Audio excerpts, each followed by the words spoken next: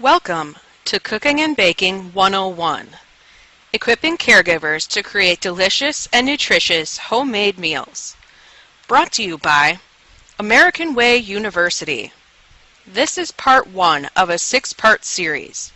My name is Angie Danielski, and I will be your guide during this training. Contributing to our course content is our cooking and baking expert, Krista Bly. Krista is an expert in cooking and baking as a former restaurant owner and has conducted many courses in culinary skills. She has taught a Cooking and Baking 101 class to many caregivers, and she has partnered with American Way University to provide this course to you. Krista will be featured in the video segments that will help you better understand the course material. Before we begin, let's take a closer look at what the full online presentation will cover, broken down by segments. First, let's take a closer look at what part 1 of the series will cover. We will cover general information on the reasons to cook and bake from scratch, as opposed to purchasing ready-made food products.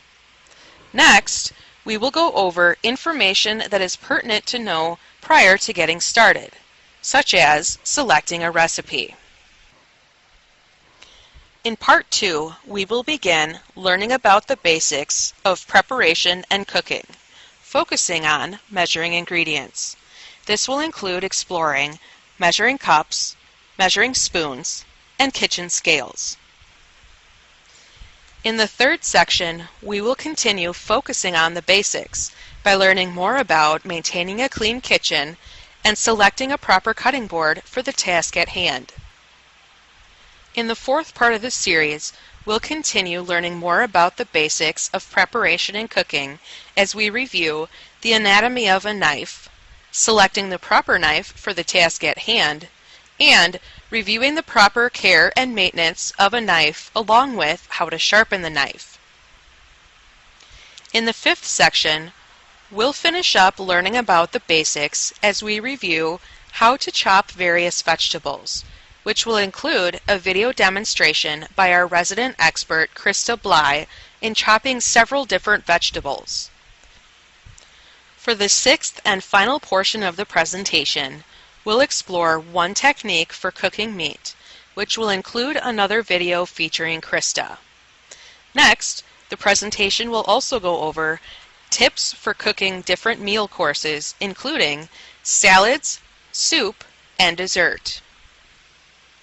Many of you may be wondering why anyone would want to cook or bake from scratch when we can eat out or make a quick meal from a box or from the freezer.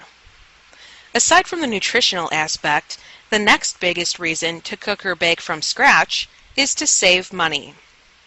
Each year, if we choose to make just 2 meals per week at home instead of eating out, we eat about 730 meals we make inside the home, give or take a few. If we eat these meals at a restaurant or not at home, we spend $5,800. By cooking these meals at home and purchasing all of the ingredients, we spend $2,700. This is a savings of $3,100 per year. Yes, you heard that right, $3,100 per year. That works out to about $250 per month. Think of what you could do with that money. Likewise, in our homes, a savings of $3,100 per year, or $250 per month, is huge, especially with the tight budgets that many of our houses are facing today. Of course, cooking takes time, but you can use your creativity to create a meal that is unique and colorful. Asking residents for creative ideas can also help them to feel like they are contributing to the meals. Cooking from scratch is also healthier than eating out or eating a quick out-of-the-box meal or frozen dinner. You are using fresh ingredients that are full of valuable nutrients, and you know exactly what is being put into every meal. Not to mention that you can most likely pronounce everything without difficulty. It is important that we are providing our residents with nutritious foods at every meal to help maintain their health and wellness. Cooking can be a social activity in which more than one person can participate. Go ahead, engage those around you. Ask others to help you out in the kitchen and experience the fun for yourself. For those residents who are able, assisting with meal preparation can be very fulfilling and rewarding, especially for those who have done so for most of their lives. Baking can also be a fun activity to do with residents, especially if they get to eat the final product. Don't forget that cooking and baking can be documented as a daily activity for residents. The very first step to cooking or baking requires selecting a recipe. Cookbooks, magazines, or online sources can be great places to look for an appetizing meal.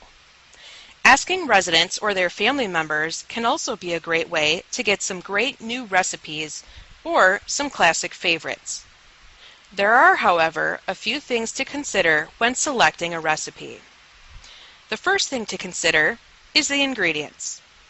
Do you have the proper ingredients available, or can you obtain the ingredients necessary to prepare the meal? Dishes that require seasonal fruits, vegetables, or other foods may not be appropriate to make during the off-season of these items. It's a good idea to check off the items on the recipe that are readily available in the home and make a list of those that you don't have so that when you go shopping, you can get everything that is on the list. The next thing to consider is the time that it takes to prepare the meal. How long will it take me to chop, slice, or dice the ingredients? Does the recipe require anything to sit between steps or before serving? Ensuring adequate time, especially for beginners, is important not only to prepare the meal properly, but also so that you feel comfortable in doing so. The worst thing for a beginner is to feel rushed when preparing a meal. Similarly, do you have adequate cooking time available? When will the meal be served? Can I cook the meal now and simply warm it later before serving? Sometimes preparing and cooking a meal well before mealtime can be helpful. Make sure that you allow enough time for yourself so that residents are not left waiting for their meals. Try not to race against the clock when making a meal, as this can often lead to frustration. Never alter the temperature or cook time for convenience. This usually does not work and likely will cause a bigger mess in the kitchen. Next, look at the skills used in preparing the meal. Do you know what each of the steps mean? For instance, is chopping the same as slicing, or is it the same as dicing? The answer is neither, which we will learn later in the presentation.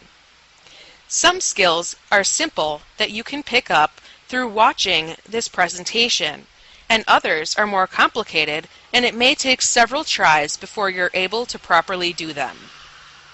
Lastly, do I have the proper tools required to prepare the meal? Do I have the utensils, a cutting board, knife, or pan that is needed for the recipe? For most recipes, regular saucepans or baking pans will suffice.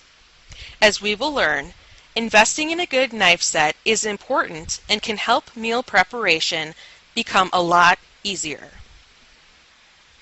This concludes the first part of the American Way University training of Cooking and Baking 101, equipping caregivers to create delicious and nutritious homemade meals.